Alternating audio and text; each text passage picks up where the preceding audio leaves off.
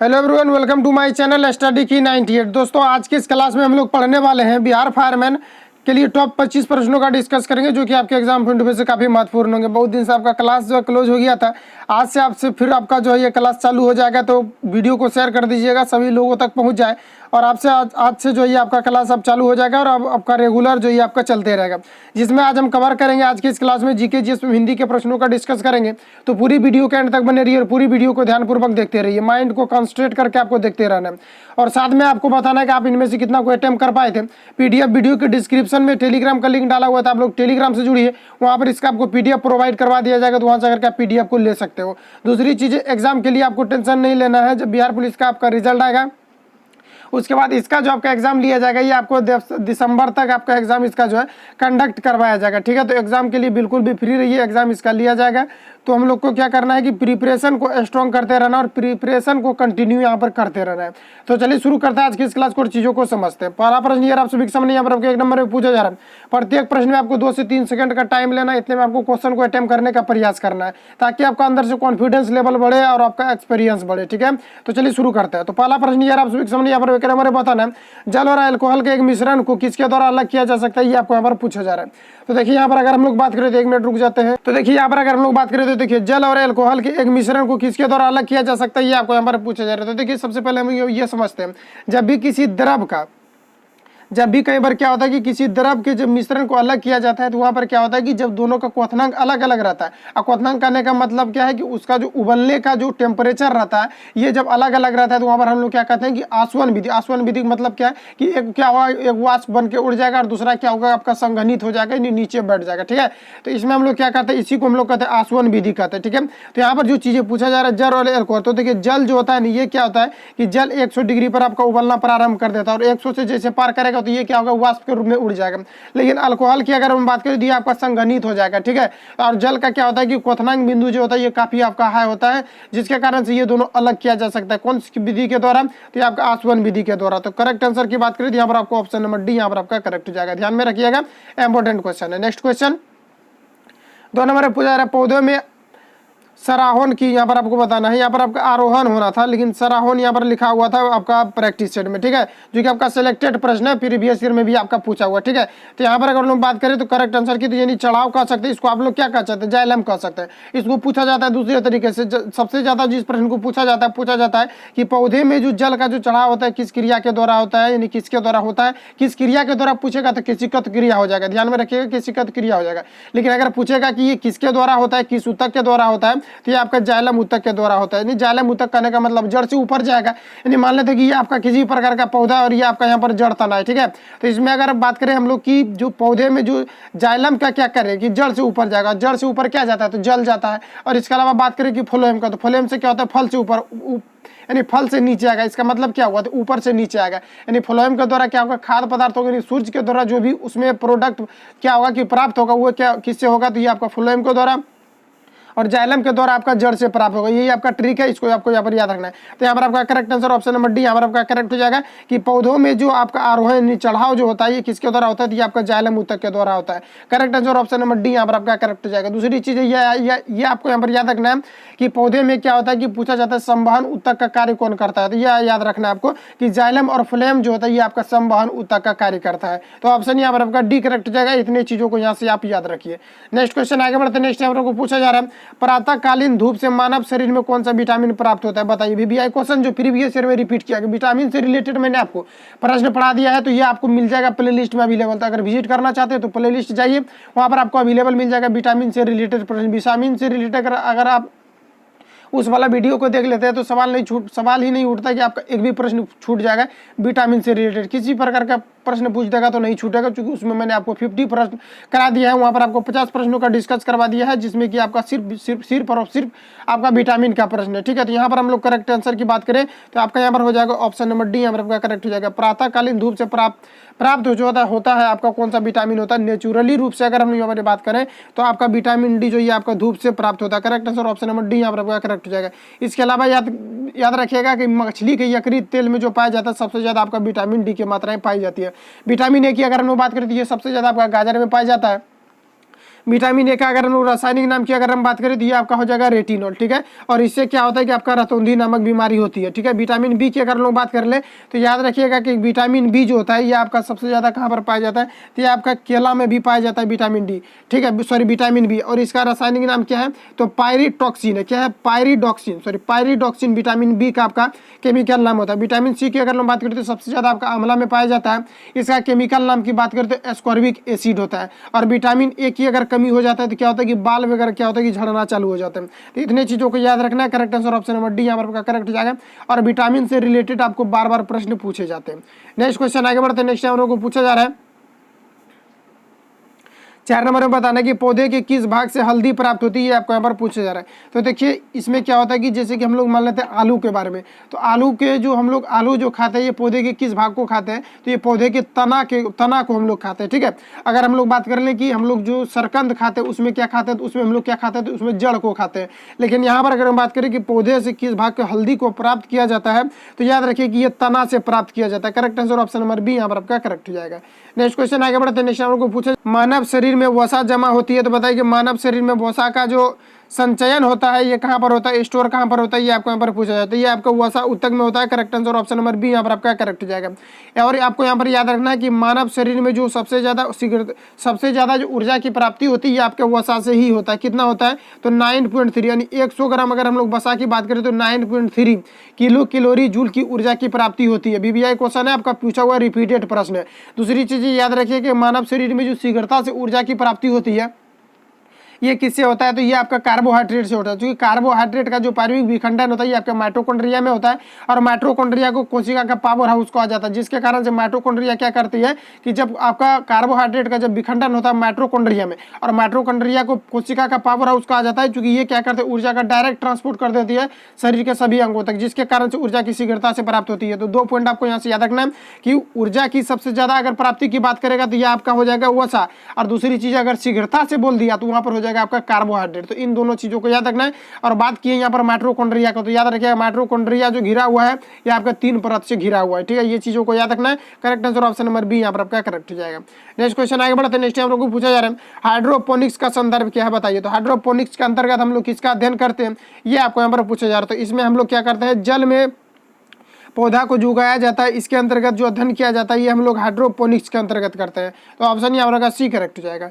Next question आगे बढ़ते हैं। नेक्स्ट हम लोग को पूछा जा रहा है श्वेत प्रकाश में देखने पर साबुन के बुलबुले रंग दिखाई पड़ते हैं, बुलबुले में रंग दिखाई पड़ते हैं क्योंकि उसका कारण क्या है, ये आपको यहाँ पर पूछा जा रहा है। यानी कहने का मतलब है कि जब हम लोग क्या करते हैं सर्फ, जिसको आप मार्जक बोलते हैं, इसको जब क्या करते हैं कि जब इसको घोल देते हैं तो इसमें जो बुलबुला होता है वो क्या होता है कि चमकता हुआ प्रतीत होता है। उसमें क्या होता है कि अलग अलग कलर हमें दिखाई पड़ते हैं। ये किस कारण से दिखाई पड़ते हैं ये आपको यहाँ पर पूछा जा रहा है। दूसरी चीज यहाँ पर बताया गया है कि श्वेत प्रकाश के बारे में। श्वेत प्रकाश में आपका अभी 7 रंग पाए जाते हैं, जिसके कारण से किसी भी वस्तु पर पड़ता है तो कोई भी वस्तु अगर उस रंग को सभी रंग को अवशोषित कर लेता है। कोई वस्तु अगर रेड है तो वो क्या होता है कि रेड दिखाई पड़ता है, या कोई ग्रीन है तो ग्रीन दिखाई पड़ता है। तो कोई भी वस्तु अगर ग्रीन दिखाई पड़ता है वो किस कारण से दिखाई पड़ता है, तो वो जो श्वेत प्रकाश जब उस पर पड़ता है वो क्या करता है कि सभी रंगों को अवशोषित कर लेते हैं।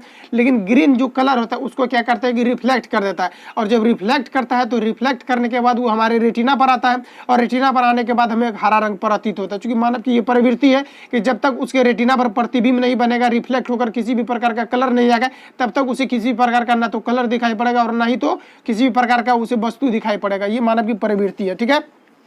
तो यहाँ पर करेक्ट आंसर की बात करें तो यहाँ पर आपका हो जाएगा व्यतिकरण। व्यतिकरण होता है तब क्या होता है कि जो साबुन के द्वारा जो बुलबुले बनते हुए हमें क्या होता है कि अलग अलग कलर के वो दिखाई पड़ते हैं। तो correct answer option number D यहाँ पर आपका करेक्ट हो जाएगा। नेक्स्ट क्वेश्चन आगे बढ़ते हैं। नेक्स्ट हम लोग को पूछा जा रहा है, देखिए इतना एक्सप्लेन करने का यही कारण है कि क्वेश्चन जो आपका ये आपका इंपॉर्टेंट है एग्जाम के दृष्टिकोण से। दूसरी चीज याद रखिएगा कि बिहार पुलिस के तुलना में आपका जो फॉरेस्टर का एग्जाम होता है, चाहे वो किसी भी स्टेट लेवल का, जैसे कि मान लेते कि आपका फॉरेस्टर का एग्जाम हुआ था, इसके अलावा आपका जो होमगार्ड का एग्जाम हुआ था, इसके अलावा अगर लोग बात करें तो आपका बिहार फायरमैन ले लीजिए, तो यानी बिहार पुलिस की तुलना में क्या होता है कि इसमें आपका कंपटीशन जो होता है ये आपका काफ़ी नॉर्मल रहता है। दूसरी चीज़ है कि कंपटीशन जो होता है इसमें आपका नॉर्मल रहता है, और इसमें जो क्वेश्चन का लेवल रहता है ये आपका लो रहता है, ठीक है। ये आप श्योर रहिए, इसमें जो क्वेश्चन का आपका लेवल रहेगा ये आपका श्योर यानी कि कम रहता है बिहार पुलिस की तुलना में। क्योंकि बिहार पुलिस में क्या है कि काफ़ी मारामारी होता है, तो सेटिंग हो जाएगा तो क्वेश्चन आउट हो जाएगा। तो इसमें क्या होता है कि बिहार फायरमैन में इस प्रकार का उतना भी कंडीशन नहीं बनता है, और इसमें क्या होता है कि क्वेश्चन जो पूछा जाता है इसमें नॉर्मल ही रहता है। जैसे कि कि आपने बिहार फॉरेस्टर का एग्जाम अगर दिया था तो उसमें देखा होगा आपने कि क्वेश्चन जो रहता है उसमें मतलब सामान्य स्तर का क्वेश्चन रहता है, ज़्यादा कोई भास्ट क्वेश्चन नहीं रहता है। और बिहार पुलिस इसमें जो है कटअप भी आपका कम ही रहेगा, ज़्यादा कटअप भी नहीं जाता है, ठीक है। तो यहाँ पर अगर हम लोग बात करें तो क्वेश्चन को यहाँ पर पढ़िए फिर से एक बार कि अस्थायी चुंबक को उपयुक्त सर्वाधिक उपयुक्त होता है। तो बताइए अस्थायी चुंबक अगर बनाना है तो किसका प्रयोग किया जाता है, ये आपको यहाँ पर पूछा जाता है। तो इसमें जो किया जाता है इसमें इस्पात का प्रयोग किया जाता है।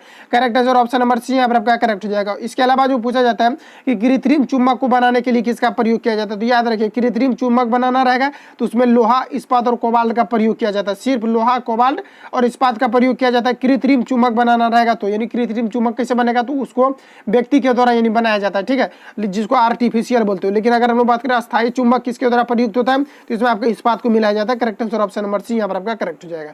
चलिए नेक्स्ट क्वेश्चन आगे बढ़ते हैं। नेक्स्ट हम लोग को पूछा जा रहा है पास्चुराइजेशन एक प्रक्रिया है जिसमें होता है, ये प्रश्न आपको सभी प्रकार के कॉम्पिटिटिव एग्जाम में पूछा जाता है। तो यहाँ पर अगर हम बात करें तो पास्चुराइजेशन के बारे में याद रखना है आपको डायरेक्ट यहाँ पर आंसर कि दूध को पहले बहुत देर तक गर्म किया जाता है और एक निश्चित समय में अगर अचानक ठंडा किया जाता है तो इसको हम लोग क्या कहते हैं, पास्चुराइजेशन कहते हैं। तो देखिए यहाँ पर इससे एक चीज़ याद आया कि जब अचानक ठंडा किया जाता है, अच्छा देखे होंगे कि जो लो स्तंभ यानी लाल किला सब जो है उसमें एक लो स्तंभ है और लो स्तंभ में क्या होता है कि कभी भी उसमें कार्बन नहीं लगता। कार्बन क्यों नहीं लगता है, क्योंकि उसमें क्या किया है कि उसको जब गर्म किया जाता है, ठीक है, कोई भी लोहा को अगर आप गर्म कर देते हैं पूरा और अचानक अगर ठंडा कर देते हैं तो इसमें क्या होता है कि जो जंग लगने की प्रक्रियाएं होती है ये काफ़ी खत्म हो जाती है, लगभग यानी खत्म हो जाने का चांसेस इसमें आपका बन जाता है। तो यहाँ पर आपका जो करेक्ट आंसर हो जाएगा ये आपका ऑप्शन नंबर सी यहाँ पर आपका करेक्ट हो जाएगा। दूसरी चीज़ अगर जंग रोधी बनाना है तो उसमें क्या मिलाया जाता है, तो यानी किसी वस्तु को अगर कठोर बनाना है तो कठोर बनाने के लिए उसमें क्या मिलाया जाता है, तो उसमें आपका मिलाया जाता है कार्बन को मिलाया जाता है कठोर बनाने के लिए, ठीक है।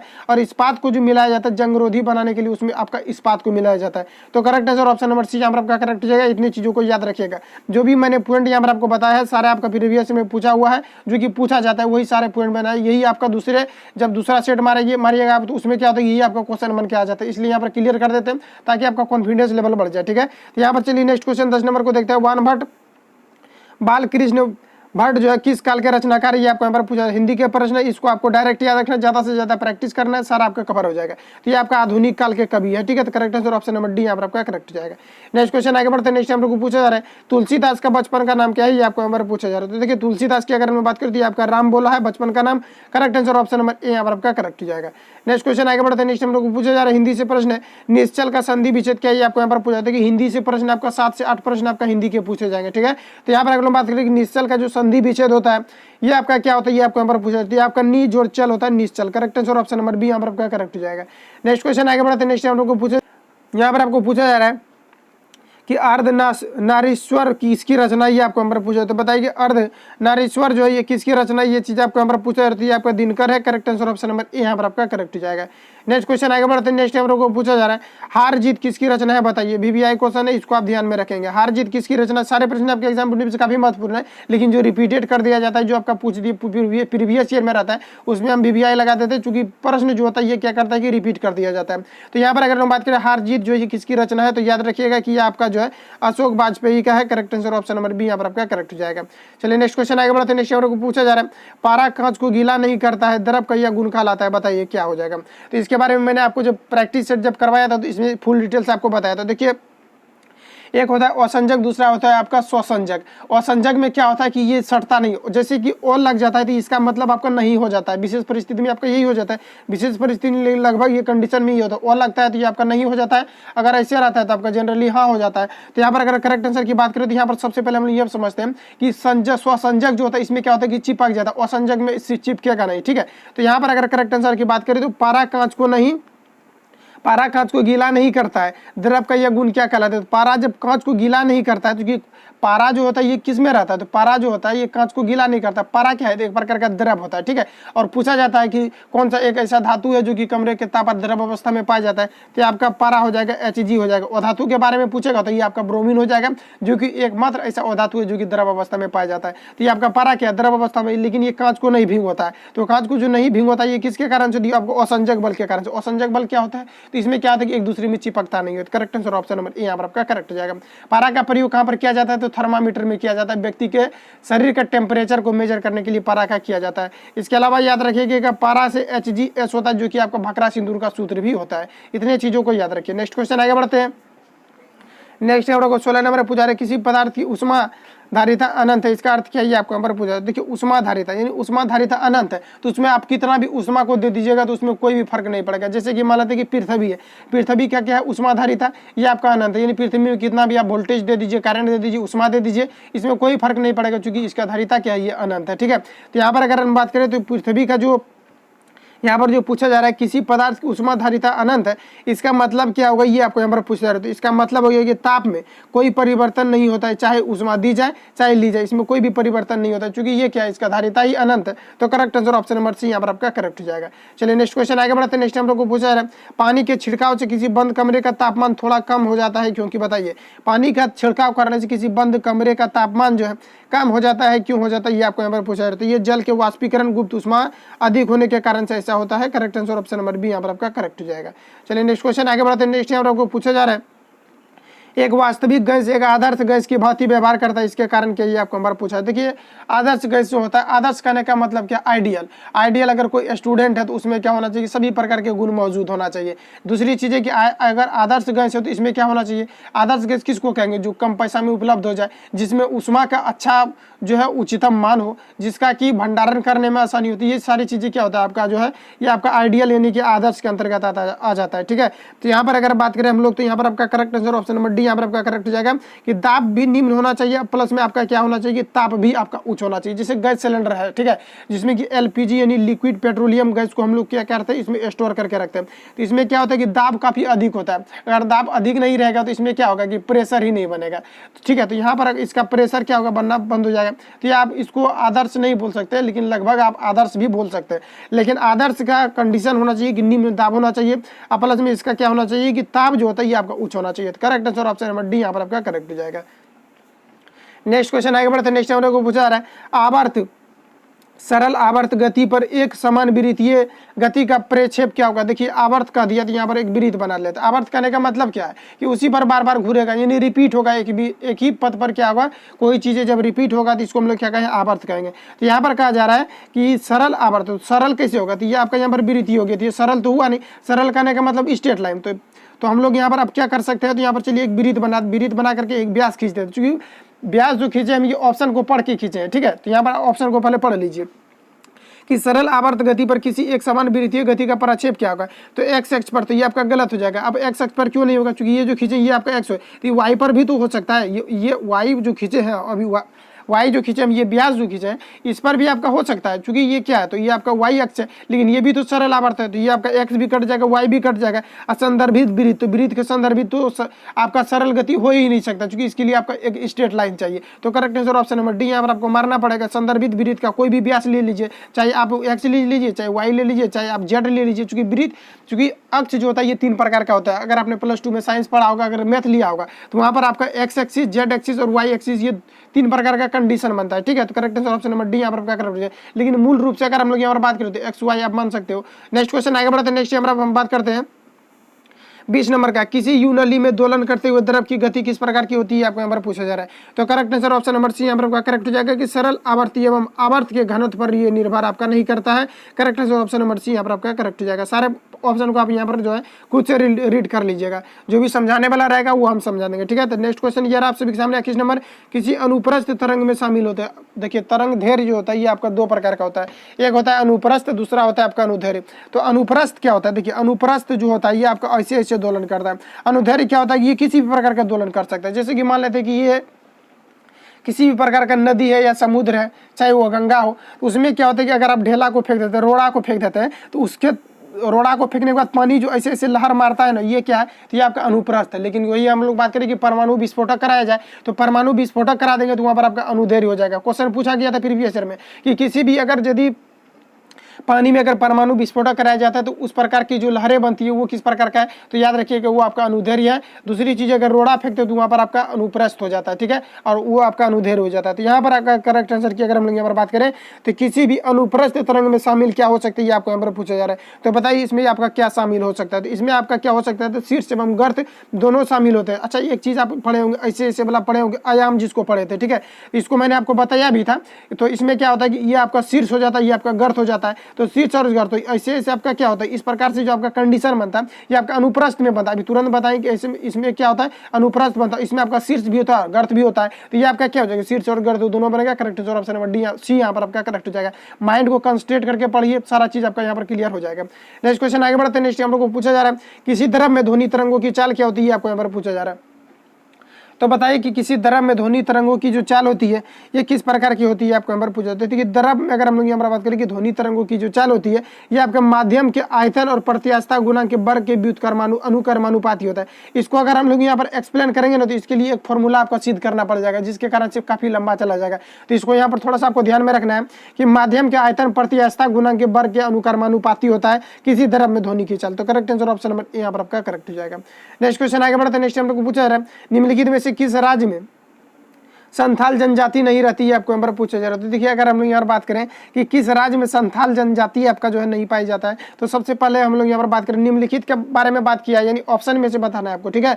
तो संथाल जनजाति की अगर हम लोग बात करें तो याद रखिएगा कि संथाल जनजाति जो आपका पाया जाता है ये आपका बिहार में पाया जाता है। इसके अलावा अगर हम बात करें तो ये आपके वेस्ट बंगाल में पाया जाता है। इसके अलावा अगर हम बात करें तो ये आपका झारखंड में पाया जाता है। इसके अलावा अगर हम बात करें तो एमपी में पाया जाता है, मध्य प्रदेश में पाया जाता है। तो यहाँ पर आप ऑप्शन को यहाँ पर पढ़ते हो तो ये आपका हो गया बिहार में पाया जाता है। इसके अलावा बात करें तो ये आपका पश्चिम बंगाल में, मध्य प्रदेश में पाया जाता है, लेकिन आपका राजस्थान में संथाल जनजाति नहीं पाई जाती है। तो correct answer option number B यहाँ पर आपका करेक्ट हो जाएगा।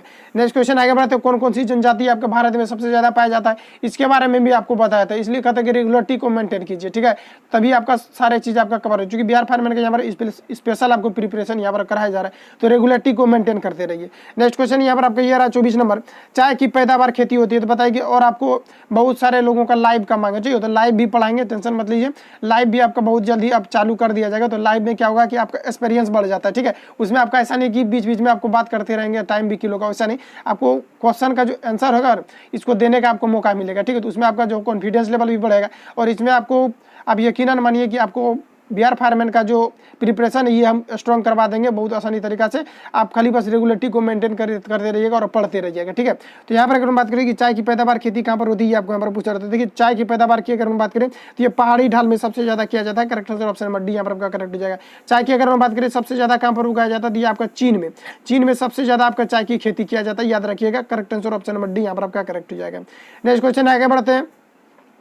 नेक्स्ट हम लोग को पूछा जा रहा है निम्नलिखित में से कौन सी परियोजना राउरकेला स्टील संयंत्र के बिजली उपलब्ध कराती है, आपको यहाँ पर पूछा जा रहा है। तो बताइए राउरकेला के लिए जो आपका ये क्या है, तो ये आपका परियोजना जो है आपका स्टील संयंत्र के लिए जाने जाते हैं। इसमें जो बिजली उपलब्ध कराई जाती है, इसमें जो है किस नदी घाटी के द्वारा जो बिजली उपलब्ध कराई जाती है, आपको यहाँ पर पूछा जा रहा है। तो ये आपका कराया जाता है हीराकुंड परियोजना के द्वारा। Correct answer option number B यहाँ पर आपका करेक्ट हो जाएगा। दूसरी चीज जो पूछा जाता है हीराकुंड परियोजना किस नदी पर बनाया गया है, तो ये आपके जो है महानदी पर बनाया गया है। याद रखिएगा कि हीरा जो होता है ये किसके पास होता है, तो महान व्यक्ति के पास होता है। और इसी ट्रिक को आपको यहाँ पर फॉलो करना है कि चूंकि बार बार इसको पूछ दिया जाता है, इसलिए यहाँ पर हम आपको बता रहे हैं कि हीराकुंड परियोजना जो ये आपको कहाँ पर, ये जो किस नदी पर है, तो ये आपका महानदी पर है, ठीक है। इसके अलावा और ये जो आपका नदी है ये कहाँ पर है, तो ये आपका ओडिशा राज्य में स्थित है। राउरकेला जो स्टील संयंत्र ये कहाँ पर स्थित है, तो ये आपके ओडिशा राज्य में स्थित है। दूसरी चीजें याद रखिएगा कि पूछा जाता है कि चावल का जो अनुसंधान संस्थान ये कहाँ पर स्थित है, तो ये आपके फिलीपींस में स्थित है।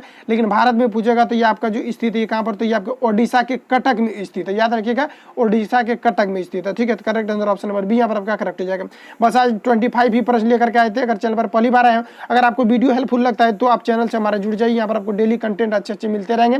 मिलेंगे नेक्स्ट वीडियो में। चूंकि क्लास आपको छूटा हुआ था जिसके कारण से आज से फिर आपका स्टार्ट हो गया, ठीक है। तो कैसा लगा वीडियो आप हमें कमेंट बॉक्स में बताएंगे। मिलेंगे नेक्स्ट वीडियो में, तब तक के लिए जय Hind, bless you God, best of luck. अपने दोस्तों के साथ वीडियो को शेयर कर दीजिए। मिलेंगे नेक्स्ट वीडियो में, तब तक के लिए जय हिंद।